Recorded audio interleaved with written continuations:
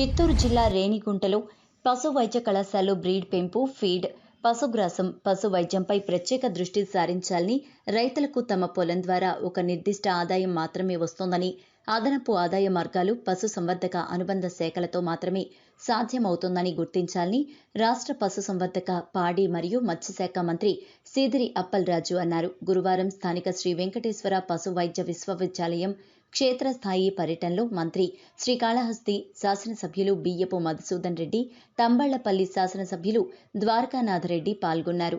పశు సంవర్ధక శాఖ మంత్రి ముందుగా విశ్వవిద్యాలయ ఆవరణలోని పశుగ్రాస క్షేత్రంలో ఏర్పాటు చేసిన క్షేత్రస్థాయి పర్యటనలో ఉన్న మహిళా రైతుల శిక్షణ కార్యక్రమంలో మాట్లాడుతూ తిరుమల శ్రీవారి కటాక్షంతో ఈరోజు ఇక్కడ పర్యటిస్తున్నానని చెప్పారు. పచ్చగడ్డి మేపుతోనే ఎక్కువగా పశువులు ఆరోగ్యవంతంగా ఉంటాయని, దీన్ని అధ్యాపకులు గుర్తించి రైతులు అవగాహన కల్పించాలని అన్నారు. రైతు తమకు ఉన్న భూమిలో కొద్దిపాటి పశుగ్రాసం పెంపు దృష్టి పెట్టాలన్నారు. ఇక్కడ ఉచితంగా ఇచ్చే గ్రీన్ పాడర్ మొక్కలు నాటిన 45 రోజులకు పచ్చగడ్డిని కట్టింగ్ చేసి గ్రాసాన్ని పశువులకు అందించే వీలుంటుందని, ఈ పశుగ్రాస మొక్క విత్తనాలు కనీసం 4 సంవత్సరాల కాలం పెరుగుతుందని అన్నారు. ఈ నెల 25 దేశంలోని అత్యంత ప్రముఖ కంపెనీ అమూల్తో ఒప్పందం కుదుర్చుకోనున్నామని, రైతులకు పాల వల్ల మరింత ఆదాయం పెరగనుందని తెలిపారు. మనలో జవాబుదారీతనం, బాధ్యత పెరిగితే ఇవన్నీ సాధ్యమవుతాయన్నారు. క్షేత్రస్థాయిలో రైతులకు శిక్షణ, అవగాహన కల్పించే ప్రచార వాహనం, పశువులకు చికిత్స అందించే అంబులెన్సుల పనితీరు పరిశీలించారు. శ్రీకాళహస్తి తంబళ్లపల్లి శాసనసభ్యులు బియ్యపు మధుసూదన్ రెడ్డి, పెద్దిరెడ్డి ద్వారకానాథరెడ్డి మంత్రిని ఘనంగా సన్మానించారు. ఈ కార్యక్రమంలో విశ్వవిద్యాలయ వీసీ పద్మనాభరెడ్డి, జేడీ పశుసంవర్ధక శాఖ వెంకట్రావు, టీచింగ్, నాన్ టీచింగ్ సిబ్బంది పాల్గొన్నారు.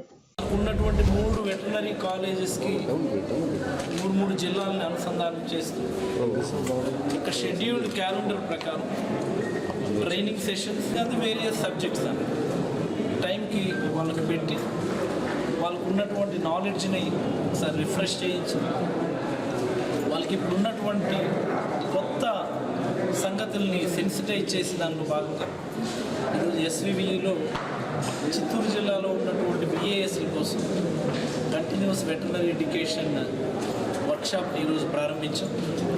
దీనికి నాతో పాటుగా వైస్ ఛాన్సలర్ పద్మనాభరెడ్డి గారు, అలాగే కాళహస్తి ఎమ్మెల్యే సోదరుడు మధుసూదన్ రెడ్డి గారు, అలాగే మరొక సోదరుడు ఎమ్మెల్యే ద్వారకానాథరెడ్డి గారు, ఇతర అధికారులందరూ కూడా పార్టిసిపేట్ చేశారు. చాలా మంచి సందర్భం ఇది. ఎందుచేతంటే